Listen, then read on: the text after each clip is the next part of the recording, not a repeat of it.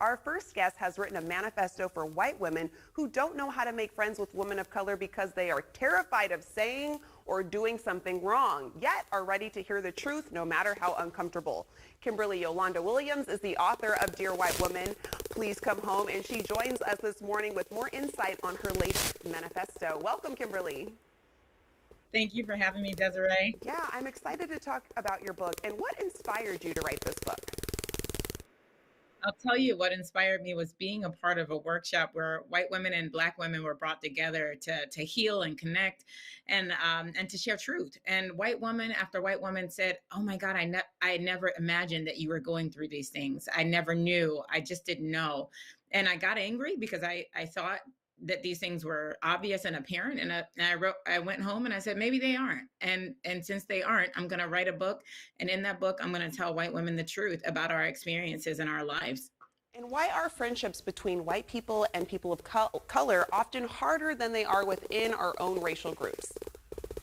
Well, within our own racial groups, we understand the norms. We understand the cadence and speech and the rhythm and the way that we talk. We understand our food. We understand our music. But when we go and we engage across difference, the way the norms and things, the ways that we communicate, the ways that we behave are completely different. And we have to acknowledge that these two cultures, or these cultures, the white culture and cultures of color, are vastly different. And when we engage in those behaviors and communications and interactions, we have to understand that our norms are different and we may be offending one another unintentionally without even knowing it.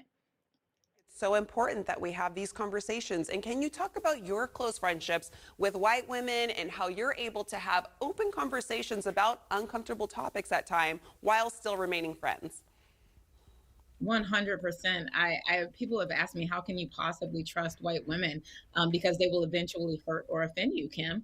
And I said, listen, I don't have anyone in my life that is incapable of harming me or hurting me. The reason that I am able to be in close friendship or connection with white women is because when they do hurt me, they are able to own that, apologize, and to own their whiteness, to own how their culture or their cultural practices land poorly in those interactions. And they're able to own it and apologize. No excuses, no defensiveness, no gaslighting. And that's why we are able to be friends. Yeah, being able to put everything out on the table. And what you created this manifesto, this book, what was the cross-racial collaboration process like when publishing your book? I will tell you, working with Debbie Irving published it. She's the author of Waking Up White. And we were already friends before we started working together on this project. And our friendship just deepened because there were moments where her whiteness popped up and I was calling her on that, or she was calling herself on that, which even deepened our trust and our relationship. Or there were moments where I was coddling her because that, as a Black woman, I've been trained to do.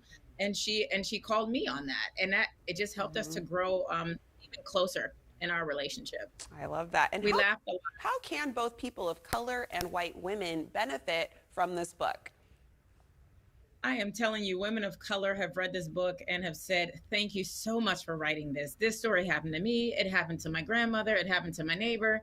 I'm just so glad to hear my story validated, that it's real. I thought I was crazy, or I thought I was the only one.